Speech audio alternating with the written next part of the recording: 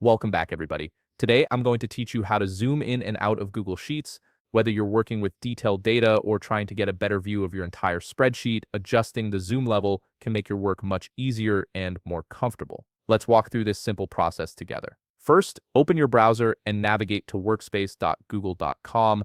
Once there, you'll need to log in to your Google account. Make sure you're using the credentials associated with your workspace, as this will give you access to all your Google Sheets files and documents stored in your drive. After logging in successfully, you'll be directed to your workspace dashboard.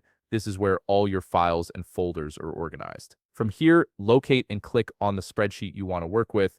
This will open up your Google Sheet in a new view, ready for you to start making adjustments. Now take a look at the top toolbar of your spreadsheet. You'll notice a percentage displayed, which typically shows 100% by default. This is your current zoom level, and it represents the standard view of your sheet. This zoom control is your key to adjusting how close or far you view your spreadsheet content. Click on that percentage indicator. When you do, a drop-down menu will appear with various zoom level options. To zoom in and get a closer look at your data, select a percentage higher than 100.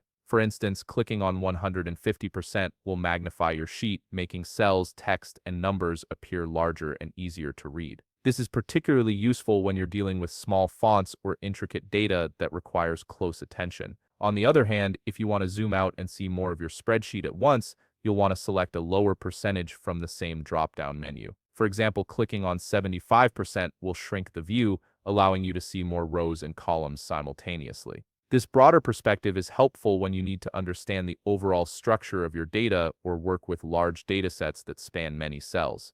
And that's all there is to it. You've now learned how to easily adjust the zoom level in Google Sheets to suit your viewing preferences and work requirements. If you found this video helpful, please leave a like, subscribe, and see you in the next video.